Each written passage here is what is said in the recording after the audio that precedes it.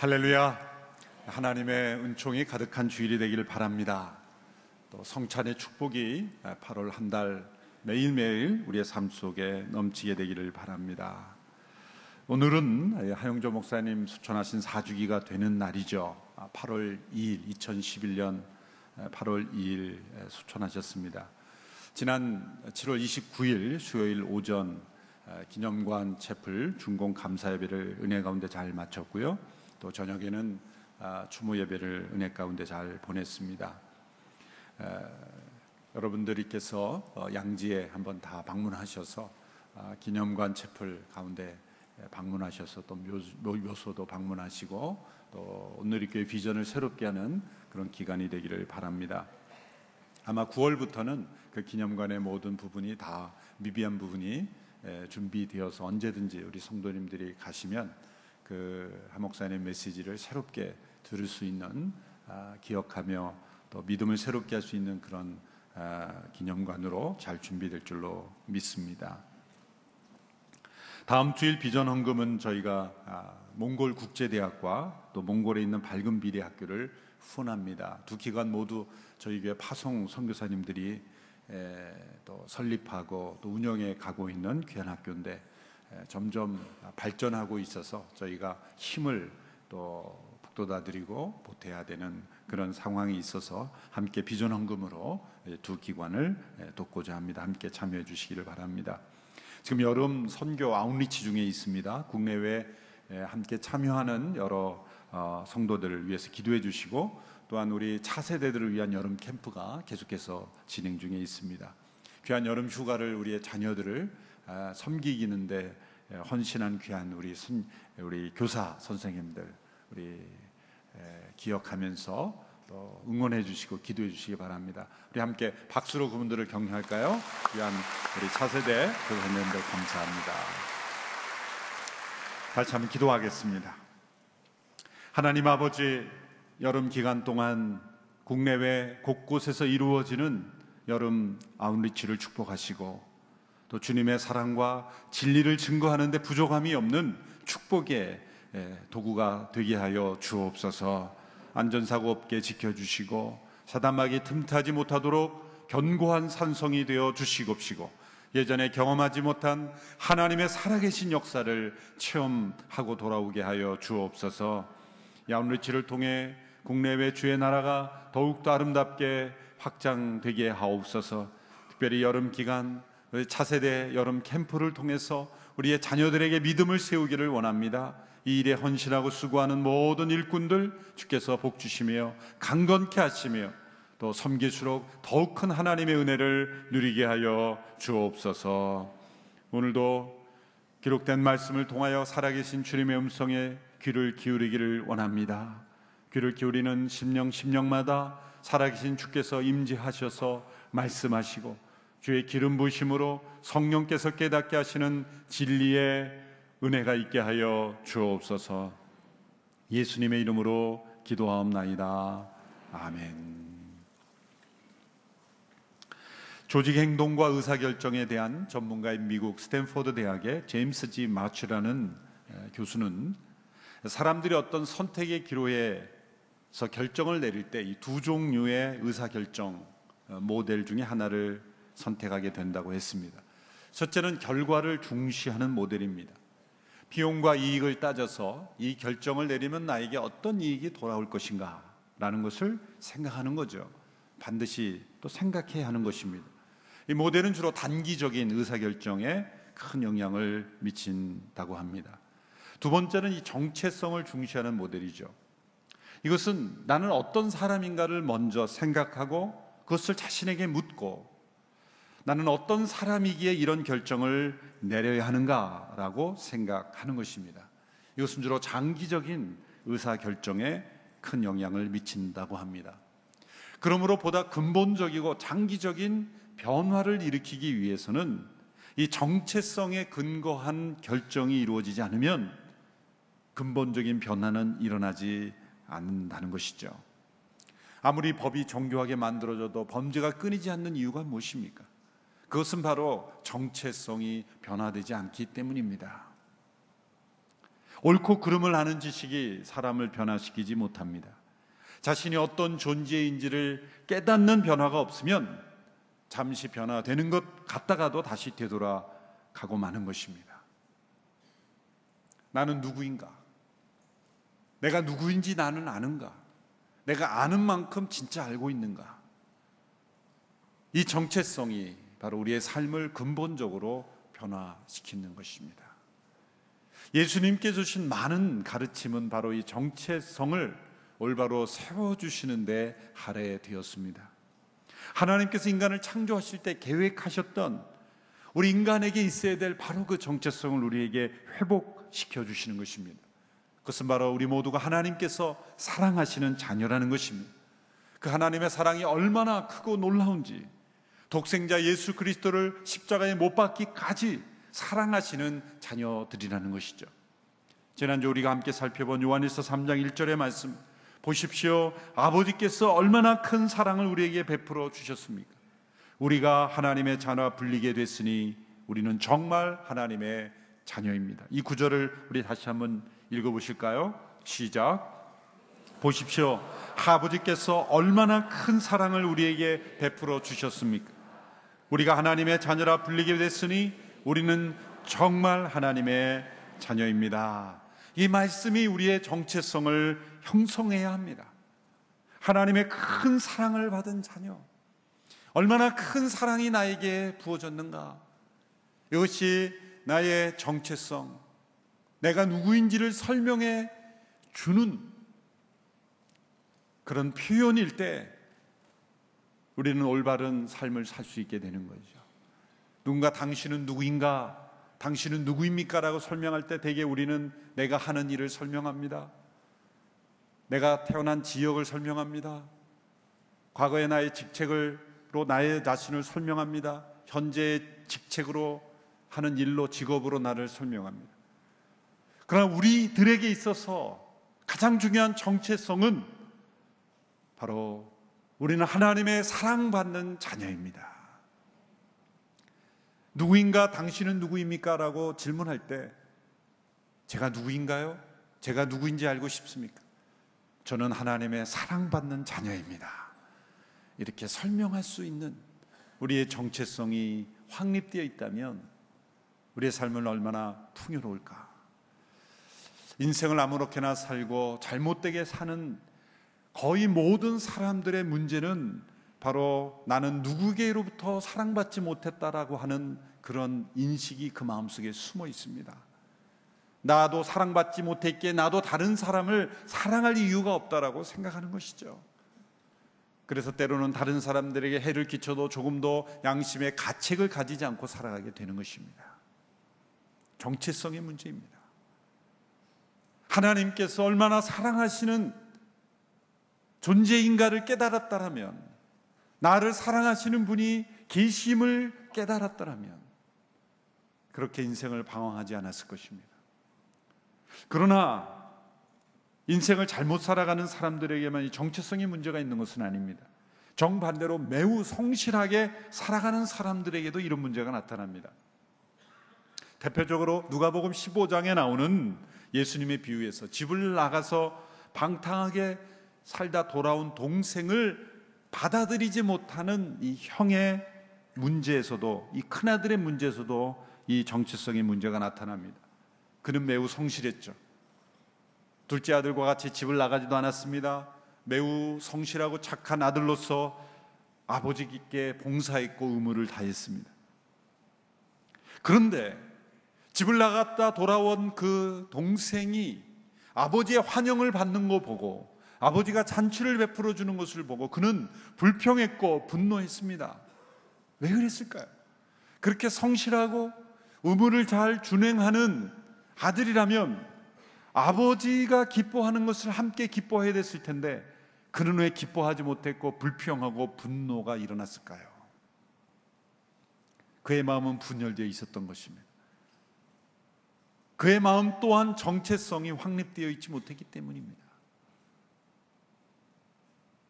그는 아버지께 성실히 순종했고 의무는 다했지만 아버지가 나를 얼마나 사랑하는지는 그 자신 또한 깨닫지 못하고 있었다는 거죠. 아버지가 불평하는 큰아들이 이렇게 말했죠. 얘야, 너는 항상 나와 함께 있고 내 것이 다 너의 것인데, 바로 이 아버지의 음성이 그의 정체성을 사로잡고 있었다며, 그는 자신의 동생이 돌아왔을 때도 불평하고 불만하고, 그리고 아버지가 그 동생을 위해서 베푸는 사랑을 불평하지 않고 함께 기뻐했을 수 있을 것입니다. 그러나 집을 나간 동생과 마찬가지로 그 큰아들 또한 아버지께서 나를 사랑하신다는 정체성을 가지지 못했다는 거예요. 아버지의 인정을 받으려고, 눈밖에 나지 않으려고 열심히 성실하게 의무는 다했지만 그는 기쁨으로 한 것이 아닙니다.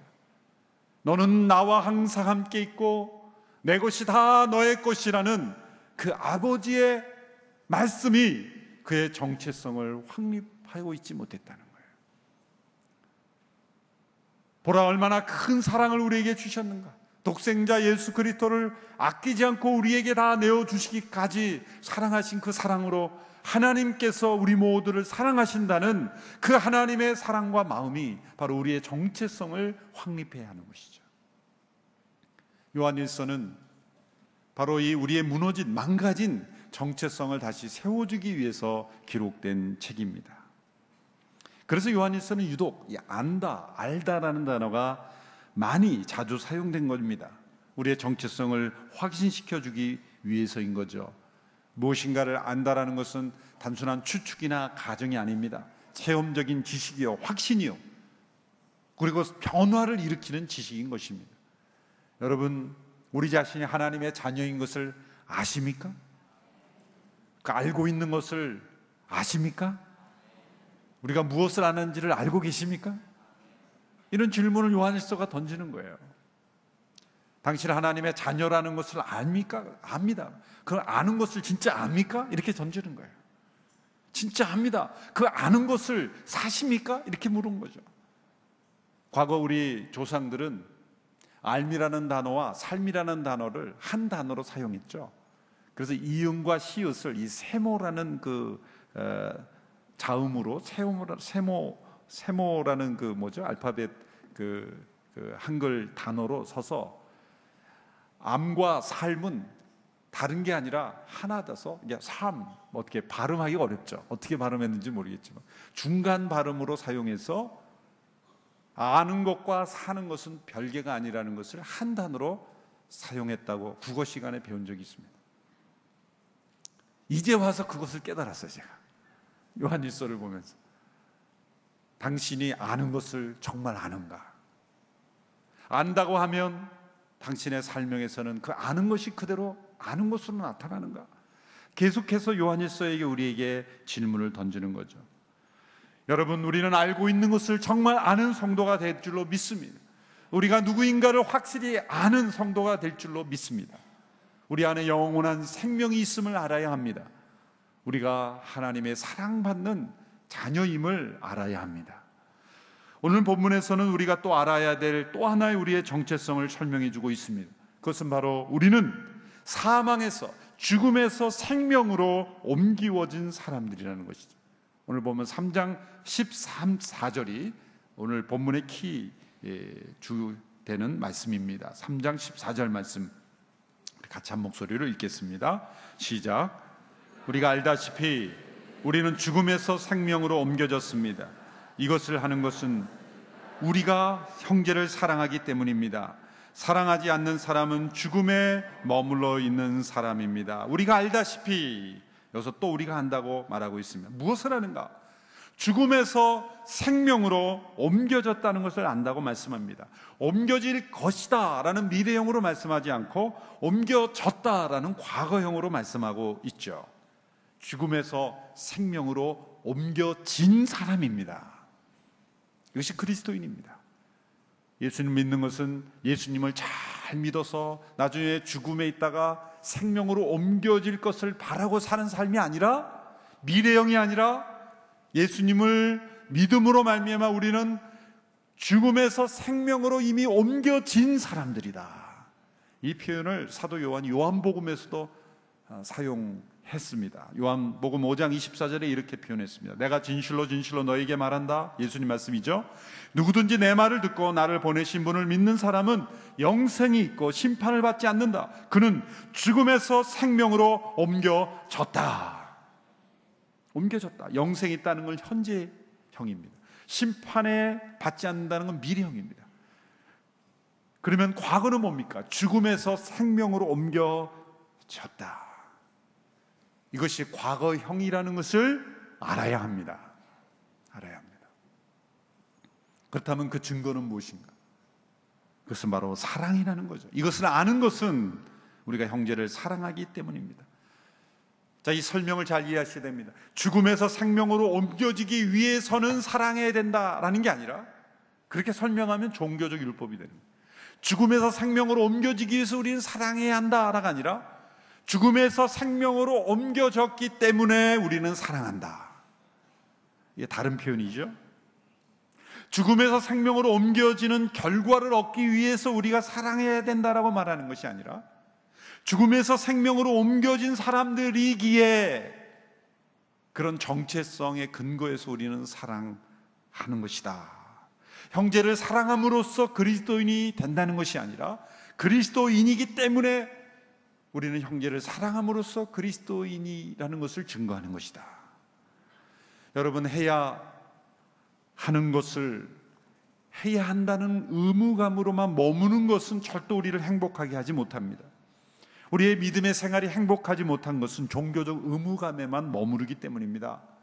하나님을 사랑해야 한다, 형제를 사랑해야 한다, 해야 한다, 해야 한다라는 의무, 종교적 의무에 머무는 것은 죽음에서 생명으로 옮겨진 사람들이라는 정체성을 깨닫지 못했기 때문이에요. 정말 우리가 죽음에서 생명으로 옮겨진 우리 안에 영원한 생명이 있음을 안다면 우리는 사랑하게 되어지는 것입니다. 하나님을 사랑하게 되어지는 것입니다. 형제를 사랑하게 되어지는 것입니다. 여러분, 누군가를 사랑하면 놀라운 것은 의무가 다 기쁨이 돼요. 부모가 자식을 사랑해서 부모로서의 의무를 행하기 위한 규칙을 지킨다면 얼마나 그게 불행할까요? 그러나 사랑하기 때문에 모든 의무는 다 기쁨인 거예요. 여러분, 우리가 죽음에서 생명으로 옮겨진 하나님의 사랑받는 자녀임을 깨닫게 될 때, 우리가 하나님을 위하여, 영혼을 위하여 행하는 모든 것은 의무가 아니라 기쁨이 되는 줄로 믿습니다. 사랑하기 때문이죠. 우리가 죽음에서 생명으로 옮겨진 존재라는 것을 잘 설명해 주는 책이 있습니다. 우리 김영길 장로님께서 쓰신 이 신트로피 드라마라는 책입니다. 두란노에서 나왔는데 아주 작은 책입니다. 여름철에 한번 꼭 여러분 읽어보실 필독서로 권면해 드립니다. 신트로피 드라마. 이것은 우리가 잘 아는 이 한 과학 법칙과 상반되는 또 하나의 법칙을 설명해 주는 것입니다. 이 엔트로피 법칙이라는 법칙이 있죠. 1864년 독일의 물리학자 클라우지우스라는 분이 최초로 사용해서 알려진 법칙, 엔트로피의 법칙, 연력학 제2법칙으로 알려져. 이것은 뭐냐면 모든 물질은 점점 질서에서 무질서로 변해간다는 거죠. 퇴화하고 점점 소멸해가고 붕괴해가고 부패해가는 것, 이 모든 것들이 다 질서에서 무질서로 점점 변해간다라는 엔트로피의 법칙이라는 것입니다. 그런데 생명체는 엔트로피의 법칙을 따르지 않고 신트로피라는 법칙을 따른다라는 것을 강조한 것입니다. 1941년 이탈리아의 수학자 루이지 판타피라는 분이 도입했고, 또 비타민C를 발명한 헝가리 태생의 알베르트 센트죄르지라는 분에 의해서 인용되었다고 합니다. 그 책에 다 나옵니다. 읽어보십시오.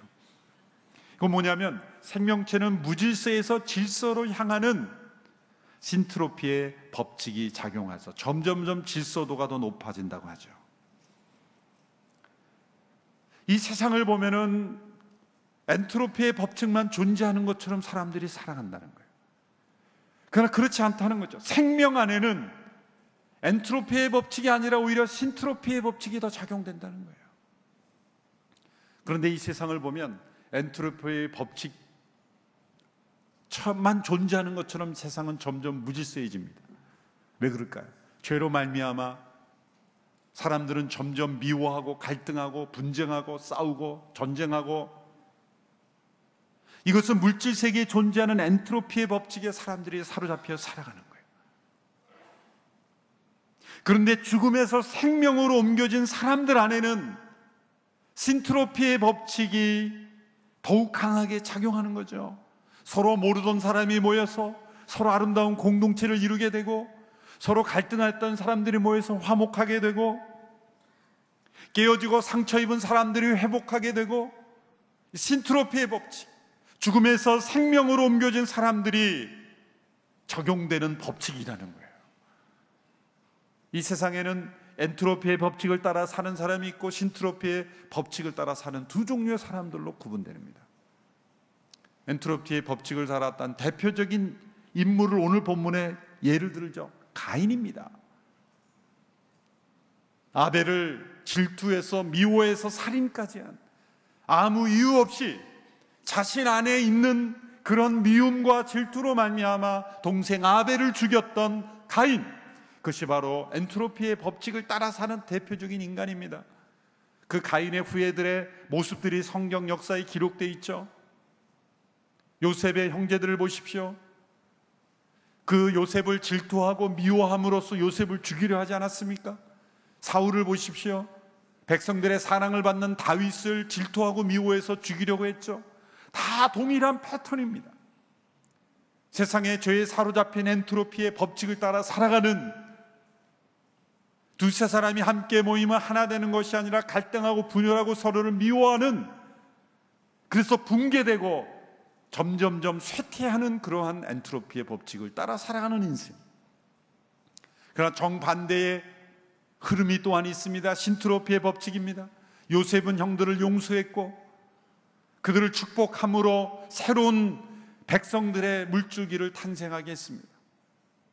다윗은 그 사울을 복수하지 않고 하나님의 의로 그 모든 고난을 이김으로써 하나님의 나라의 아름다운 모습을 보여주었어요.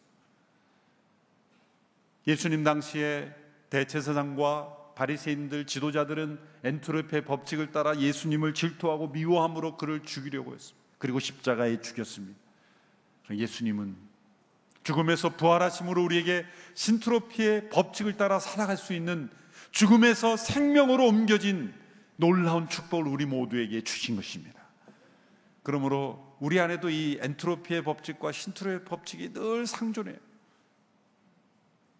그러나 우리는 죽음에서 생명으로 옮겨진 이들이기에 우리는 신트로피의 법칙을 살아가는 백성인 줄로 믿습니다. 질투와 미움의 원리를 따라 살아가는 인생이 아니라 사랑과 용서와 축복의 법칙을 따라 살아갈 때 우리는 죽음에서 생명으로 옮겨진 사람들이라는 것을 증거하게 되는 것입니다. 예수님께서 죽기까지 사랑하셔서 자신을 죽인 모든 사람들을 포함해서 그들이 용서받을 수 있는 길을 열어주심으로 사랑하셨습니다. 그것이 오늘 본문 3장 16절입니다. 요한일서 3장 16절 우리 같이 읽겠습니다. 시작. 예수 그리스도께서는 우리를 위해 자기 목숨을 내놓으셨습니다. 그래서 우리가 사랑을 알게 됐습니다. 그러므로 우리도 형제들을 위해 우리 목숨을 내놓는 것이 마땅합니다. 예수님은 자기 목숨을 내놓는 사랑을 통해 세상에 이 신트로피 드라마, 신트로피의 법칙을 시작해 주신 것입니다. 그런데 우연의 일치처럼 요한일서 3장 16절의 메시지와 요한복음 3장 16절의 메시지가 동일합니다. 한번 읽어볼까요? 요한복음 3장 16절 잘하는 구절이죠. 시작. 하나님께서 세상을 이처럼 사랑하셔서 독생자를 주셨으니 이는 그를 믿는 사람마다 멸망하지 않고 영생을 얻게 하려는 것이다. 3장 16절의 메시지, 같은 저자가 썼는데 그 메시지가 동일한 메시지죠. 십자가를 통해 주신 하나님의 사랑이 우리를 죽음에서 생명으로 옮기셨으니 이 사랑을 경험한 사람, 이 사랑을 안다는 사람이라면 어떤 증거들이 나타나는가? 두 가지의 증거를 오늘 본문에서 말씀하고 있습니다. 첫째는 다른 형제를 사랑하는 것을 마땅하게 여긴다. 이 마땅하다는 것은 기쁘게 여긴다는 거예요. 16절에서 우리도 형제들을 위해 우리 목숨을 내놓는 것이 마땅합니다. 이것은 의무감을 강조한다는 것이 아니라 의무를 넘어선 기쁨이라는 것이죠. 형제를 위하여 목숨을 내놓는 것도 마땅하다고 여긴다는 거예요. 자, 자기의 옆에 있는 분을 한번 바라보면서 옆에 있는 분을 위하여 목숨을 내놓을 수 있는가? 쉽지 않죠. 예수 그리스도의 십자가의 사랑을 우리가 정말 아는 단계에 도달한다. 그 알매 단계도 깊이가 다를 거예요.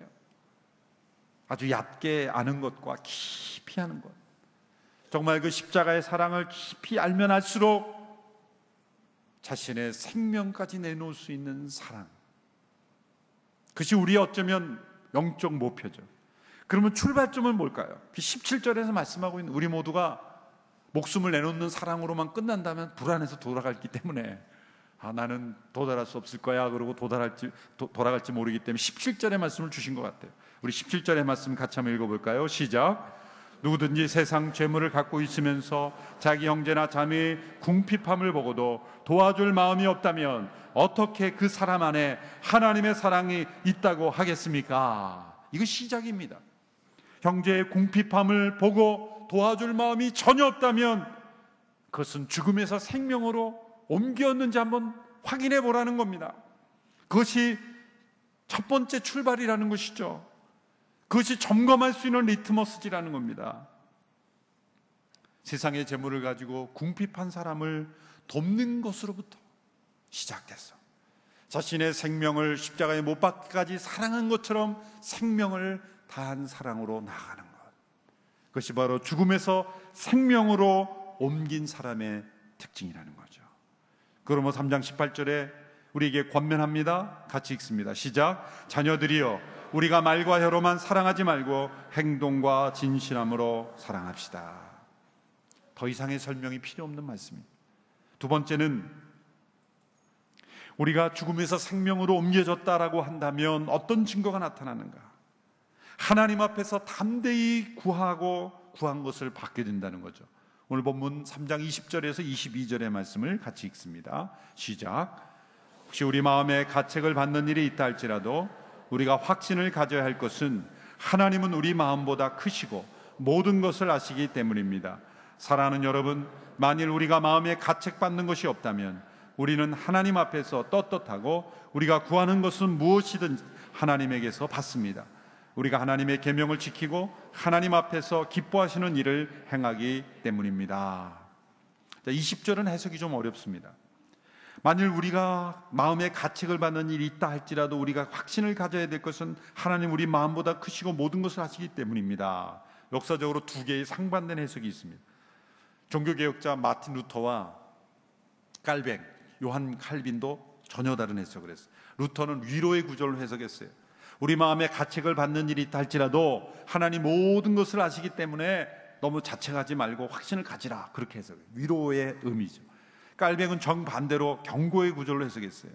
우리 자신이 스스로 자책할 것이 있을 정도로 그런 마음이면 하물며 우리 마음보다 크시고 모든 것을 아시는 하나님 앞에서 우리는 얼마나 많은 것이 드러나게 될 것인가. 경고의 해석이죠. 어느 해석을 따를 것인가. 둘 다 일리가 있어 보여요. 저희는 루터교가 아니라 칼빈의 후예들 장로교이기 때문에 깔뱅의 해석을 따라야 할 줄로 믿습니다. 경고의 해석이죠. 이건 뭡니까? 하나님의 모든 것을 알고 계시기에 우리 마음이 볼 때도 우리가 자책받는 것이 있을진데 하나님 보시기엔 얼마나 모든 것을 아시는 하나님 앞에서는 우리가 연약함이 얼마나 많겠는가. 그러므로 말과 혀로만 사랑하지 말고 행함과 진실함으로 사랑하라는 거예요. 그래서 그러므로 진실한 사랑이라는 게 뭡니까? 이 말씀에 근거하면 하나님 앞에서 내가 설 때에도 떳떳하게 가책할 것이 없을 정도로 사랑하라는 거예요. 물론 그럼에도 불구하고 하나님이 지적하실 거는 있을지 몰라요. 그렇지만 우리 마음에 자책할 것이 없을 정도로 그렇게 사랑해 보라는 거예요. 그게 행함과 진실함으로 사랑하라는 거예요. 우리가 늘 기도하면 이런 자책이 일어나죠. 사랑하지 못했습니다. 더 힘써 사랑하지 못했습니다. 그런 마음의 자책이 있죠. 우리가 마지막 눈을 감을 때, 죽음 앞에 섰을 때 우리가 더 후회하게 되는 건 뭡니까? 내 주변의 사람을 더 많이 사랑하지 못했다는 것을 후회하게 될 거예요. 우리 마음속에 자책이 일어난다는 거죠. 그러므로 우리 마음에 자책할 것이 없을 정도로 우리가 사랑한다면 어떤 축복이 있나? 하나님께 구한 것을 받을 수 있는, 하나님의 기도 응답을 확실히 받을 수 있는, 하나님과 더욱 친밀한 사랑받는 자녀가 되는 그런 축복을 누린다는 거예요. 여러분 잘 이해하십시오. 이웃을 사랑하는 것이 하나님의 자녀가 되는 조건이 아니라 하나님의 더욱 친밀한 사랑을 받는 자녀가 된다는 거죠. 우리 마음속에 자책할 것이 없을 정도로, 하나님 앞에서 자책할 것이 없는 정도로 만일 사랑한다면 우리가 하나님 앞에 구한 것, 그 하나님은 기쁘게 우리의 응답하실 것이다. 우리의 기도 응답이 확실하게 효과적으로 빨리 이루어지는 그러한 조건을 말씀하신 거예요. 하나님의 사랑을 받아내기 위한 것이 아니라 하나님의 더욱 사랑받는 친밀한 자녀로 들어가는 조건은 되는 것입니다. 이사야 58장 10절 11절에서도 동일한 맥락의 말씀을 주셨죠. 우리 같이 한번 읽어볼까요? 시작. 내가 굶주린 사람에게 열정을 쏟고 괴롭힘을 당하는 사람의 소원을 들어준다면 내 빛이 어둠 가운데서 떠올라서 내 어둠이 대낮처럼 밝아질 것이다. 여호와께서 너를 언제나 이끄시고 땡볕이 내리쬐는 마른 땅에서도 배불리시며 내 뼈를 단단하게 하실 것이다. 너는 마치 물된 동산 같고 물이 끊어지지 않는 샘 같을 것이다. 우리는 이렇게 거꾸로 생각합니다. 하나님이 나를 언제나 축복하시고 나의 뼈를 단단하게 하시고 배불리시고 물된 동산 같게 하시면 제가 이렇게 굶주린 사람도 돕고 괴롭힘을 당한 사람을 섬기겠습니다. 이렇게 말해요. 하나님 그걸 바꾸어 설명하는 거예요. 왜 그럴까요? 이런 하나님의 사랑을 받기 위해서 너가 선행을 하라는 것이 아니라 내가 하나님의 사랑을 받은 자녀라는 그러한 것을 알고 그것을 행하면 하나님께서 더 깊은 은혜로 너의 삶에 임재해 주신다는 거죠. 우리가 하나님의 자녀가 되는 것은 조건이 없어요. 그러나 하나님의 더 깊은 친밀함을 누리는 자녀가 되는 것은 조건적입니다. 우리가 얼마나 하나님께서 기뻐하시는 일을 행했는가에 따라서 우리는 더 깊은 하나님의 사랑 가운데 거하는가 거하지 못하는가가 결정되는 거예요. 간신히 하나님의 사랑받는 자녀로 그냥 간신히 구원받는 자녀가 아니라 그 구원의 감격과 축복과 은혜를 체험하고 누리며 나누며 살아가는 우리의 모든 삶이 되기를 축원합니다. 죽음에서 생명으로 옮겨진 사람으로, 그 생명이 우리 안에 있음을 아는 사람으로, 신트로피의 드라마를 써가는 인생으로 살아가는 우리 모두가 되기를 주님의 이름으로 축원합니다. 기도하겠습니다. 하나님 아버지, 우리 모두가 자책할 것이 없을 정도로 진실함으로 사랑하는 인생이 되기를 원합니다. 날마다 후회하고 하나님 앞에 자백하며 그리고 자책감에 사로잡히는 인생이 아니라 하나님 앞에 더 떳떳하게 담대하게 구하고 구한 것을 받을 수 있는 그런 인생으로 나가기를 간절히 원합니다. 미움과 질투와 그리고 죽음의 그늘 아래 살아가는 그런 인생들이 되지 않게 하여 주시고 죽음에서 생명으로 옮겨진 인생으로 사랑하며 축복하며 섬기며 살아가는 인생으로 우리를 사용하여 주옵소서. 예수님의 이름으로 기도합나이다. 아멘.